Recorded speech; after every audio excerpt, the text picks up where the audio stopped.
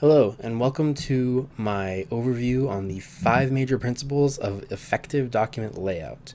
This video is essentially going to be a comprehensive guide on approaching technical documentation and what to keep in mind when you're designing a technical document. There's a lot of freedom that you can take with document design, and as long as you keep these major principles in mind, you'll more often than not wind up with a desirable product. These 5 major principles, I'm just going to list them out for you, are balance, alignment, grouping, consistency, and contrast. And those sound like really basic words, but to elaborate on them, going with the first, we're going to talk about balance. And when you think about balance, it generally means, making sure something's not too heavy on one side. And that's basically what we're going for here.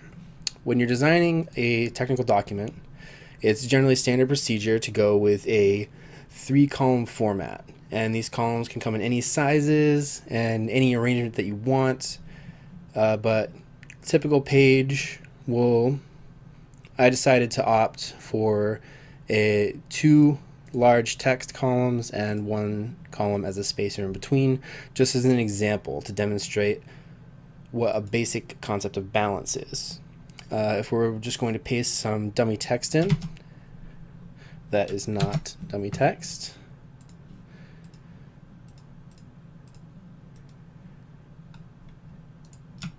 Bear with me for a second. I have a lorem ipsum generator, and I've generated some dummy text. It's obviously identical, so it's pretty perfectly balanced. You can't get much more balanced than that. The columns are a bit off, so it's not quite lined up. But the general idea stands, is that we have a seeming pattern of 10 or 11 line paragraph chunks going all the way down the screen. And while this isn't particularly pretty to look at, it's very concise, and it doesn't seem to teeter either to the left or the right, the top, the bottom. It's just a very balanced image. So what would poor balance look like? Say, for example, I wanted a lot more white space on this side, so I decided to make these paragraphs much more sparse. You can now see that the document sort of favors the left. Your eye almost doesn't want to look at the left because it seems so much more dense than the right. And while it's not overtly disturbing to look at, it's going to send a message to your reader, and it's going to give them a slight air of uneasiness. So balance is what we want to strive for, but we don't always have to be perfectly symmetrical. And this segues into the next point. The 2 basic types of balance are symmetrical and asymmetrical. Symmetrical generally tries to mimic exactly what's happening on both sides of the document, either top, bottom, or left to right. So say, for example, instead of this white space, I wanted to add an image. I just happen to have some on the ready. I'm going to paste a very handsome Richard Dawkins. So now this is creating a lot more dense content on the right side of my page. I could balance this out symmetrically by taking another very handsome Richard Dawkins and putting it on a similarly located part of the text on the other side of the page. And obviously this just has the presence of uniformity, and it is a really sort of no-brain way of balancing your page. Not to say that that's bad. Sometimes uniformity is great, but sometimes you'll want to create more interest on the page. And one way to do that is say, I don't want 2 Dawkins. For some reason, some people might consider that to be too much. So I could, for example, make the page more sparse over here to alleviate some of the weight that I created with this dense picture. Or I could make this even more dense on this side. Thus, I'm counteracting the imbalance that I've created by adding such a heavily weighted object. Conversely, I could also add an image, but I could put it farther down on the page. So now we have the same sort of principle, just applied vertically. We're equalizing the balance both on the vertical axis and the horizontal axis. And when you're working on your own particular documentation, you can choose what approach you find best. And generally speaking, it is relatively self-explanatory. Sometimes it'll feel like it's designing itself. Other times you could be pulling your hair out. It's just a matter of how the design gods favor you on that particular day. Another concept in the 5 major principles is alignment.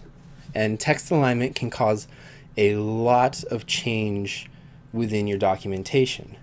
The 4 alignment types, you can find them at the top of your word processor. Excuse me, I'm using LibreOffice Writer, but it's almost exactly the same for Microsoft Word or anything else you'll be using. WordPad, I assume, has it as well. The default is align left, and what that does is it creates a hard line on the left side of the text box that you're operating in. And this is good for, short paragraphs and standard, prose writing and stuff like that. Generally speaking, this is your go-to, but sometimes you're going to want something else. So say, for example, I really want to accentuate this gap in the middle. I could choose to align right, which creates the hard line on the right side and lets the left end trail, thus really sort of drawing this vertical line here. So when I remove these table guides, I'll have a visual of that line. So the right column is left aligned and the left column is right aligned, and then the result is we have a very defined yet not drawn border between these 2 chunks of text, and it creates a much more cohesive sort of unit between the 2. You can see already that even with dummy text, it seems a little bit easier to read. In addition to left and right aligned, you could also center align, and this is generally good for titles rather than reading. It's very difficult to read center aligned text fast. So for things like titles, where you want the reader to take their time, center align might be optimal, but for something as big as this lorem ipsum chunk, probably not ideal. And also, finally, there's justified. Justified, I personally don't use that much because I find it's difficult to read under the best of circumstances. But you may find some situation where you like it. What it does is it creates a hard line both on the left and right, and it fills in awkward number of spaces to sort of make that happen. And this could be good if shape of your documentation is of the utmost importance and you really want your text to fit on X number of lines with X width, Y height, and you absolutely want it to fill every last microcosm of that space. Again, a very situational one. I would stick to left, right, and center justified personally, but the justified option is always there if you need it. So with the previous ideas of balance and alignment, you start to notice that all of these things sort of work together. And another thing that works with those two is the principle of grouping. And grouping is just a way of organizing your thoughts. There's no real way to demonstrate this, except, say, for example,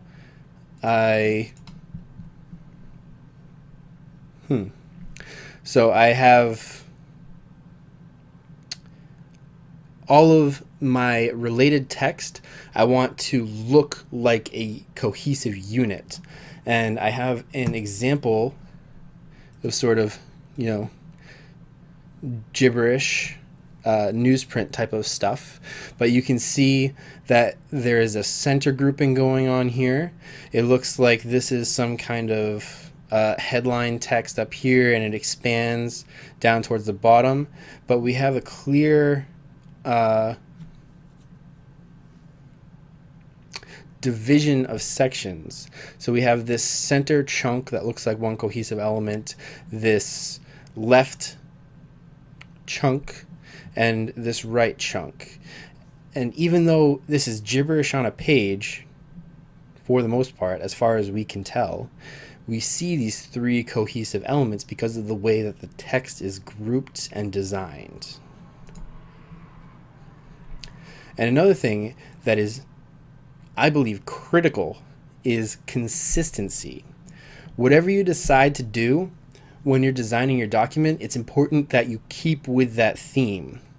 So for example, say in this document, I want the first line of every paragraph to be size 18 font, bold, underlined, and italicized. Why not? It's fine if this doesn't look, ideal, but what's crucial is that I follow this theme with all of my other similarly designed segments. So by the time I'm done, when I look back and read it, or when someone with fresh eyes reads it, they'll see something that looks like it belongs when they get to a new section. It doesn't seem foreign, it doesn't seem out of place, and it eliminates a lot of opportunities to confuse your reader. And as silly as it sounds, slight confusions like this can really deter people from enjoying and therefore responding properly to your document, whatever it happens to be, whether it's a procedural document, a technical document of any kind, even a resume. All of these can cause subconscious reactions in your reader. And with consistency, it implies the idea of contrast. And that's another key principle. In fact, it's the final key principle. Whatever you're doing in your document, you want to make it stand out at points, and you want it to sort of retract in other points. And all of this ties into the idea of weight. When things hold weight, they cause changes in balance. They're caused by contrasting elements. And there are many ways to contrast things. For example, in this document, I'm contrasting the dense paragraph over here with just a simple image of Richard Dawkins' face. This is contrasting. Also, I have a grayscale image, and I have, some manner of white space around it. Again, this is contrast. These titles are contrasting in size and weight to the paragraph beneath it. So what I'm saying to the user is these are the important elements. And if you want to read further, you know that there's related things beneath it. And all this attracts the reader in ways that I want them to interpret. Additionally, in addition to both scale of text, the weight of objects on the page, you can manipulate colors to also draw attention. While this is unadvisable in most technical documents, you can sort of get away with it. You generally want to stick to a sparse color palette, generally no more than 2 colors. Probably try to keep it to 1 just to draw attention to things that you find particularly important. Say you're doing a procedural document, you might want to put images with some red circling, highlighting, things like that to draw your attention. The key thing with color in technical documentation, though, is 99% of the time, less is more. So be very, very careful with it. Always have a purpose for your color, and always be thinking about how it balances your document. Thanks very much for your time.